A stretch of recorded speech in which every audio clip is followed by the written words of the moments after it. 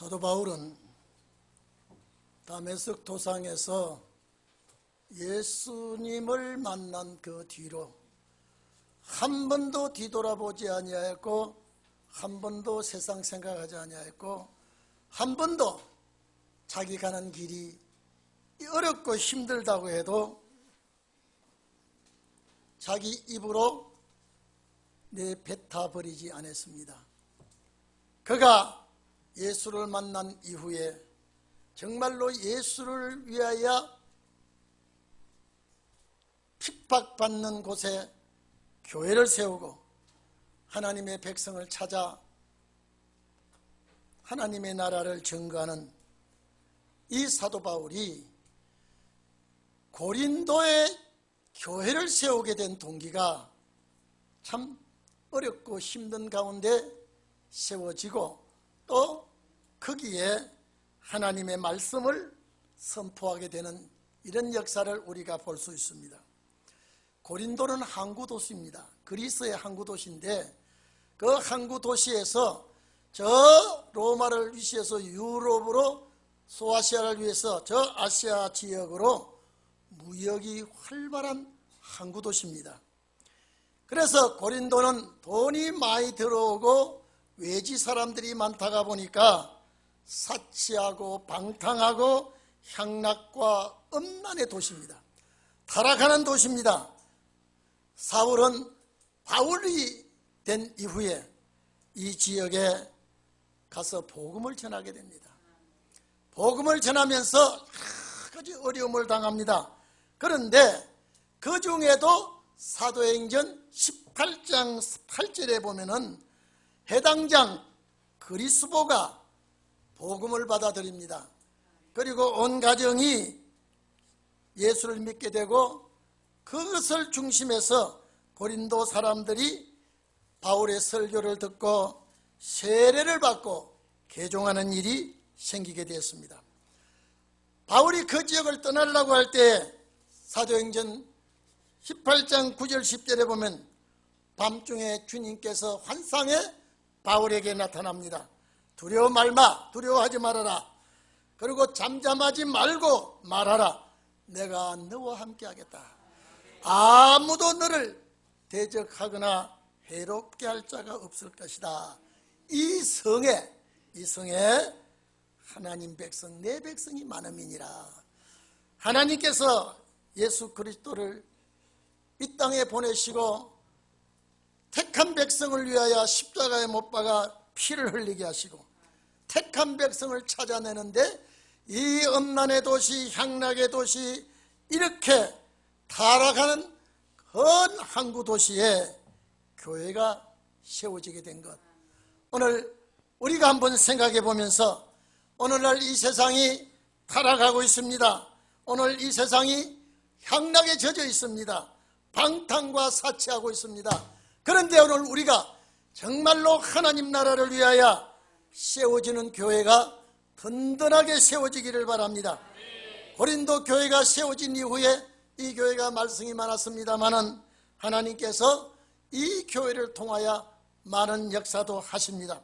교회라고 하는, 에클레시아라고 하는 교회, 이 원뜻은 밖에서 불러냈다, 이런 뜻인데, 예정을 입은 자들이 교회라는 곳을 찾아오게 되는데, 예정을 입은 자들이 하나님의 집을 찾아와서 모여 예배를 드리는 곳이 에클레시아라고 하는 교회입니다. 하나님 앞에 부름을 입은 자는, 우리도 마찬가지입니다. 창세전에 우주가 생기기 전에, 또 시간이 움직이기 전에 하나님께서 예정한 자들을 어떻게 해서라도 불러내서 하나님의 집에 오게 합니다. 원래 하나님을 모르던 자들, 예수를 알지 못하던 자들을 불러내서 예수를 믿게 하고, 거기에 하나님의 말씀을 강하게 전파했던 자가 바울입니다. 그래서 에베소 2장 1절에서 5절에 보면 허물과 죄로 죽었던 너희를 살려주셨다 그랬습니다.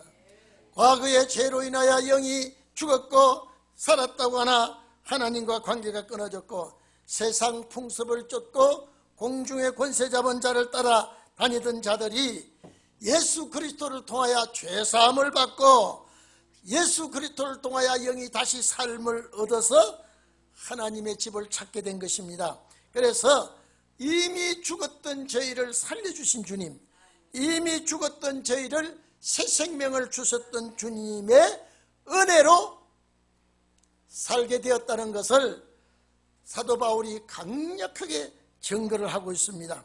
그리스도 안에서 우리에게 주신 은혜. 오늘 여러분, 우리가 이제 고린도 교회에 세워진 역사를 보면서 우리는 신혼의 교회를 세워질 때 정말로 하나님의 능력의 말씀으로 세워져야 됩니다. 권세의 말씀으로 세워져야 됩니다.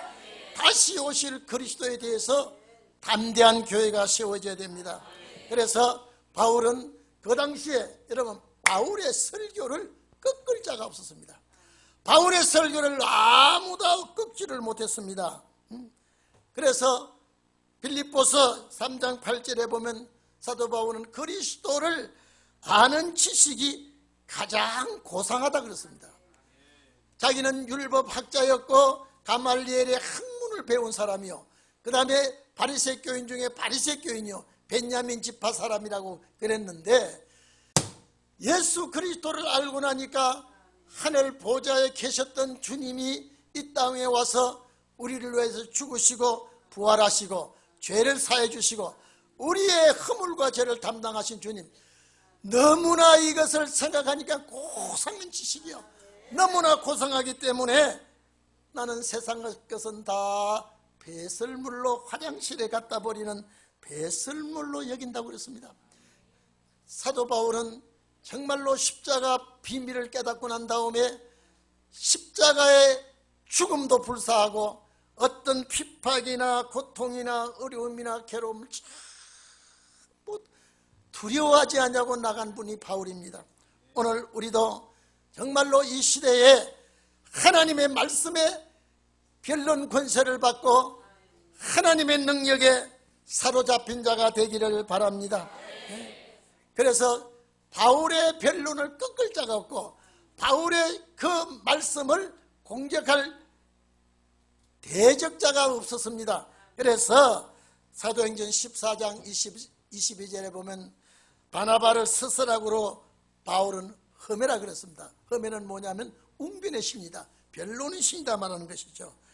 그러니까 바울의 변론을 그 당시에 꺾을 자가 없을 때에 유다 총독 베스도가 바울아, 너는 미쳤다 그랬습니다. 너 학문이 너를 미치겠다. 바울이 그랬습니다. 아니야, 나는 학문이 미친 게 아니라 예수 그리스도를 통하여 내가 온전한 사람이라고 바울은 담대하게 말했습니다. 오늘 이 자리에 계신 여러분, 5절에 보면 그리스도 안에서 구변과 모든 지식이 풍부해야 된다고 바울이 말하고 있습니다. 여러분, 우리가 구변 그러면요, 말재주입니다. 말솜씨, 언변이라고 말하죠. 정말로 이 자리에 계신 우리 성도 여러분들, 사도 바울의 변론에 700강한 역사가 있기를 바랍니다. 정말로 언변은 세상 언변이 아니에요. 변호사가 아니에요. 구변이 아니에요. 그런데 하나님의 말씀에 변론이 있어야 됩니다. 하나님의 말씀에 언변이 있어야 됩니다.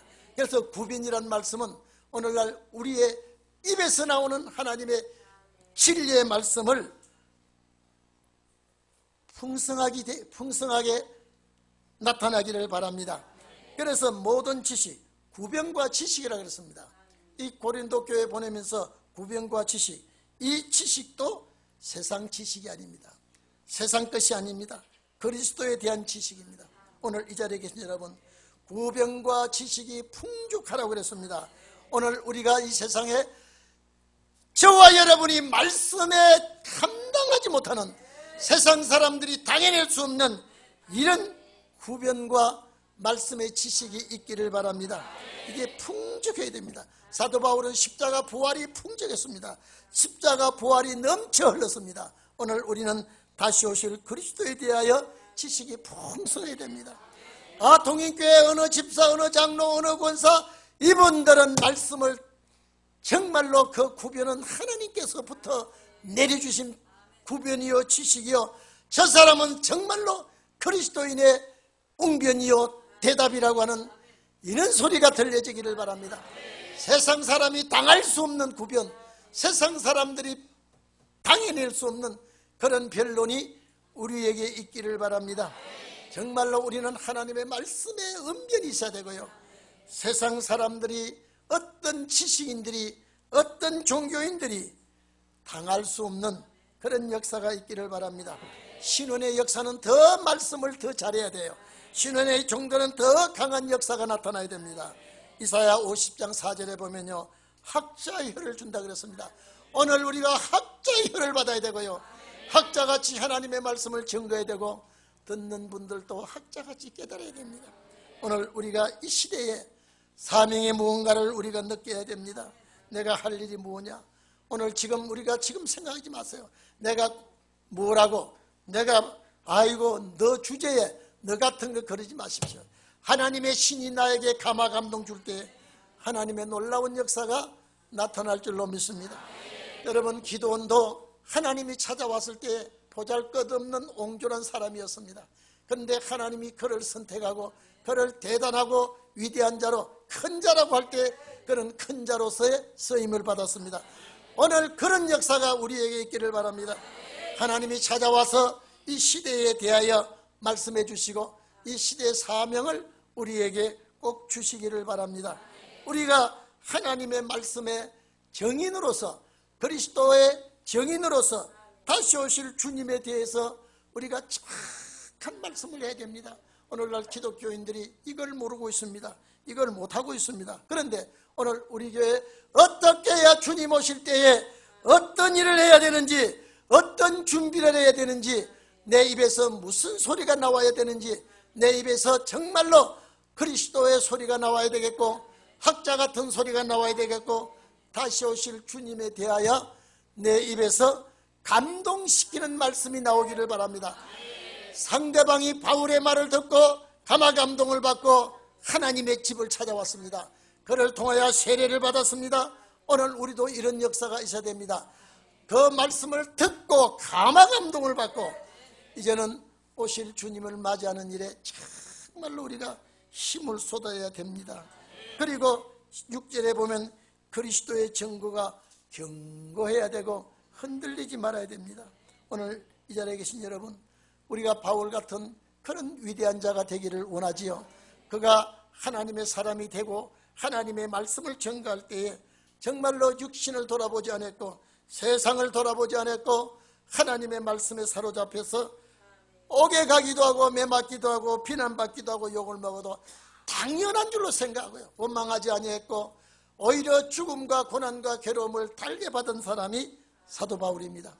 오늘 우리가 그 발자취를 더듬어 가면서 우리도 그리스도의 증거가, 그리스도의 증거가 견고해야 됩니다. 흔들리지 말기를 바랍니다. 다시 오시는 주님은 반드시 오시게 되고요, 다시 오시는 주님은 반드시 예비된 자를 찾아오게 됩니다.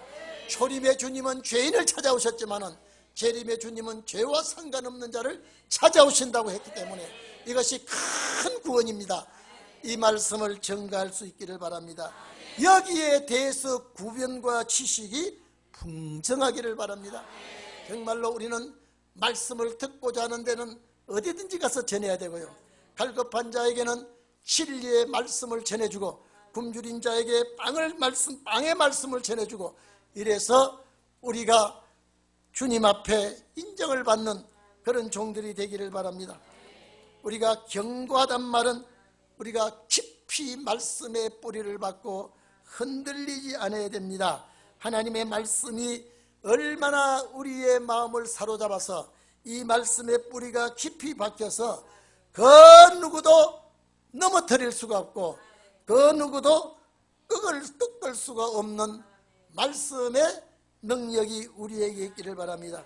여러분, 나무가 태풍을 불 때 뿌리까지 넘어집니다.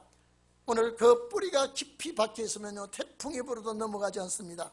뿌리가 건강해야 됩니다. 뿌리가 깊이 박아야 됩니다. 뿌리가 깊이 박아야 나무가 튼튼합니다. 그 뿌리에서 영양분을 받아 올라서 가지로 보내고 가지에서 열매가 열어서 결실이 되는 것이 나무가 아닙니까? 오늘 우리도 정말로 기독교의 마지막 역사 앞에서 하나님의 능력의 말씀, 귀한 말씀, 생명의 말씀이 우리 입에서 샘솟듯이 솟아나기를 바랍니다. 듣고 싶어하는 자에게는 이 말씀으로 마음의 시원함을 주고 갈급함을 해결할 수 있는 그런 종이 되기를 바랍니다. 그런데 여기 보면 고린도 교회가 정말로 이런 교회가 돼야 되겠다고 하지만은 목적은 이 우리 교회를 놓고 하신 말씀입니다. 이유는 뭐냐? 그리스도를 맞이하는 교회가 되어야 되니까. 예수 그리스도께서 다시 나타나심을 기다리고. 여러분요, 기다린다고 하는 것은 소망이 있다는 소리입니다. 우리가 기다린다고 하는 것은 소망을 가지고 기다리는 것이지 소망 없이 기다린 자는 아무도 없습니다. 오늘 이 자리에 계신 여러분, 우리가 예수 믿고 여기까지 왔습니다. 우리가 성경을 많이 알았습니다. 이제는 뭘 해야 됩니까? 소망을 가지고 기다려야 됩니다. 그 기다림에 즐거움이 있어야 됩니다. 그래서 기다림의 즐거움은 말씀으로 우리에게 보충을 해주는 것입니다. 오늘 이 자리에 계신 여러분, 우리 그리스도께서 나타나심을 기다린다. 얼마나 좋은 말씀입니까? 은사는 여러 가지가 있습니다. 오늘 여기 7절에 보면은 뭐라고 말했습니까? 자, 모든 은사에 부족함이 없이 이랬습니다. 모든 은사에 부족함이 없이 예수 그리스도께서 나타나심을 기다려야 돼요. 여러분, 2000년 전에 고린도 교회가 예수 그리스도께서 나타나심을 기다린다. 그때의 이 말씀이 돌려서 우리 교회에 한번 접목을 시켜보세요. 우리 교회가 예수 그리스도의 나타나심을 기다리는데 은사가 있어야 된다고 하는데 여러 가지 은사가 있습니다만은 제일 주님 맞이하기에 제일 중요한 은사는 말씀의 은사입니다. 말씀의 은사가 있어야 깨우칠 수가 있고요. 말씀의 은사가 있어야 내 자신을 돌아볼 수가 있습니다. 오늘 여러분, 우리는 예수 그리스도께서 하신 말씀, 비유의 말씀, 여러 가지 말씀들을 보면 전부가 다 나를 놓고 한 말씀이요. 내가 자라나야 되고, 내가 이겨야 되고, 내가 준비해야 되고, 내가 모두 다 할 일을 주님이 사도들 앞에 미리 말해놓았다는 것을 느껴질 수가 있습니다. 그래서 우리는 그리스도 안에서 구원을 받았고, 이제 그리스도 안에서 오실 주님을 기다리고, 그리스도 안에서 이제 그 주님을 만나 재회할 수 있는 소망을 가지고 우리는 기다려야 됩니다. 그래서 제일 중요한 건 여러분, 방언도 뭐 여러 가지 진유의 은사도 여러 가지 은사가 있습니다만은 다시 오실 주님 앞에는 말씀에 풍성해야 됩니다. 내 이름으로 귀신도 쫓아내고 내 이름으로 병자도 고치고 내 이름으로 선지자 노릇했다고 할 때 예수님께서 불법을 행한다 그랬습니다. 왜 그것이 불법입니까? 불법이 아니에요. 그런데 신혼의 날에는 말씀 준비 않고 그것만 가지고 있으면 불법이 된다고 하는 거야. 율법 시대가 율법이 불법이 아니에요. 은혜 시대가 올 때, 십자가 피로 구원받는 시대가 올 때 율법을 붙들고 있으면 불법이 되는 겁니다. 오늘 이제는 신혼의 날이 오게 됩니다. 말씀 시대가 오게 됩니다. 말씀의 역사가 일어납니다. 그런데 은사만 가지고 있으면 그것 가지고 주님 맞이하지 못합니다. 그래서 그것이 불법이라고 그럽니다. 오늘 이 자리에 계신 여러분, 우리는 여러 가지 은사가 다 좋습니다. 여러 가지 은사가 다 필요합니다. 그런데 우리는 말씀 깨닫는 은사가 제일이라는 것, 우리가 이 말씀이 우리에겐 때로는 싸우는 무기가 되고, 이 말씀이 어두운데 비치는 빛이 되고, 이 말씀이 목마를 때 생수가 되고 굶주릴 때 만나가 되는 것입니다. 그렇기 때문에 다른 은사는 그렇게 될 수가 없습니다. 그러나 오늘날 우리에게 이 말씀이 나에게 최고의 말씀이요, 주님 맞이하는 길을 닦는 말씀이요, 갈급해하는 자들에게 제공할 수 있는 그런 종들이 되어야 되겠습니다. 그래서 부족함이 없어야 돼요. 모자람이 없어야 돼요. 여러분, 뭐든지 양식이 딸랑딸랑 하면요, 애들이 밥을 더 찾습니다. 희한해요. 밥이 모자라는 것 같이 모르는데도 밥이 모자랄 것 같아서 그것들이 애들이 어떻게 알고 밥을 더 달라고 그러고 막 설칩니다. 남을 때는 찾지도 않은 게 뭐든지 모자랄 때는요 이상하게 군이 달게 되어 있습니다. 오늘 이 자리에 계신 여러분, 우리는 풍성하기를 바랍니다. 넘치기를 바랍니다. 죽어도 남음이 있어야 됩니다. 그래서 예수님께서 12바구니를 거두게 하던 제자들에게 한번 봐보십시오. 쭉 나눠줄 때 모자라면 큰일 난다 이 말이에요. 무슨 잔치가 베풀어도 잔치에 모자라면 큰일 난다 이 말이에요. 남도록 해야 된다 이 말이죠. 그런데 예수님의 제자들도 다 들판에 그 5,000명이나 넘는 그 사람들에게 나눠주고 12바구니를 남는 걸 거뒀어요. 이게 뭐냐? 차고 넘치는 축복입니다. 오늘 여기 보니까 부족함이 없다. 부족함이 없어야 돼요. 모든 면에 부족함이 없기를 바랍니다. 그렇기 때문에 오늘 여러분 예수 그리스도의 나타나심을 기다린다 그랬는데요, 어떻게 기다려야 될지를 모르고 있습니다. 예?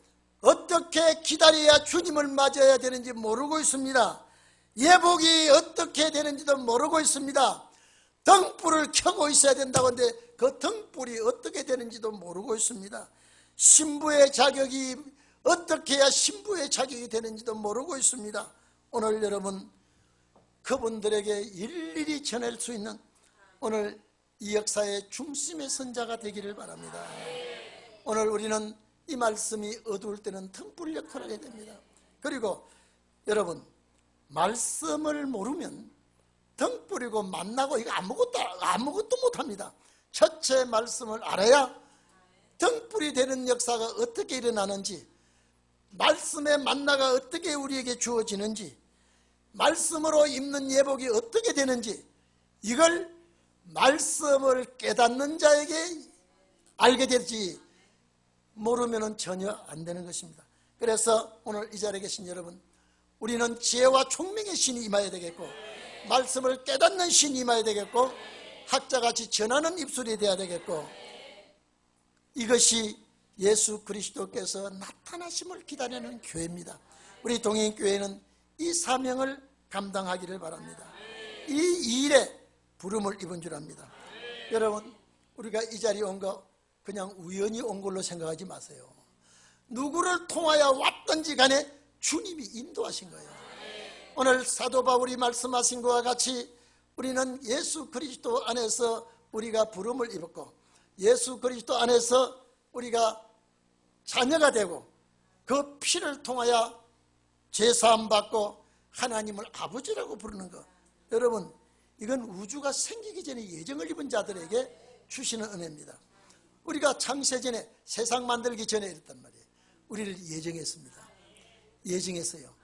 예정할 때 여러분 시대마다 하나님의 예정한 자들이 나옵니다.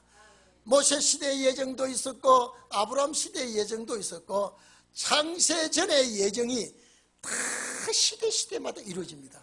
그런데 제일 축복된 그 예정이 어느 시대의 예정이냐? 신혼의 날의 예정입니다. 예수 그리스도께서 나타나실 때에 그 그리스도를 맞이하도록 예정된 자가 참 복 있는 자입니다. 이거는 우연한 일 아니에요. 이거는 우연히 되는 일 아니에요. 하나님이 우리에게 그 사명 때문에 이 땅에 보내주시고 사명 때문에 우리가 자라나서 여기까지 오게 된 겁니다. 이제 사명에 감당할 수 있는 역사만이 우리에게 남아 있습니다. 그래서 이런 종들이 되시기를 바랍니다. 그런데 주님 오실 때 8절에 보면 책망할 것이 없는 자로 우리가 여러분요, 야단 맞는다고 하는 것은 여러분요 분명히 잘못할 때 야단 맞습니다. 그래서 8절에 보면은 뭐라 그랬습니까? 주께서 너희를 우리 주 예수 그리스도의 날에, 그렇습니다. 그리스도의 날에. 여러분 봐보십시오. 바울이 고린도 교회를 세울 때도 목적은 재림이에요. 예수 그리스도께서 여러분 나타나실 때에 우리는 부족함이 없이 기다려야 된다 그랬고, 또 그분이 나타나실 때에 그리스도의 날에, 그리스도의 날은 뭐냐면 재림의 날이거든요. 이게 지금 고린도 교회의 한 말씀이 아니라 동인교회 한 말씀이라니까요. 예수 그리스도의 날에, 재림의 날에 책망할 것이 없는 자, 책망할 것, 여기 흠이 없는 자예요. 흠과 티가 없는 자로 시험을 잊기를 바랍니다.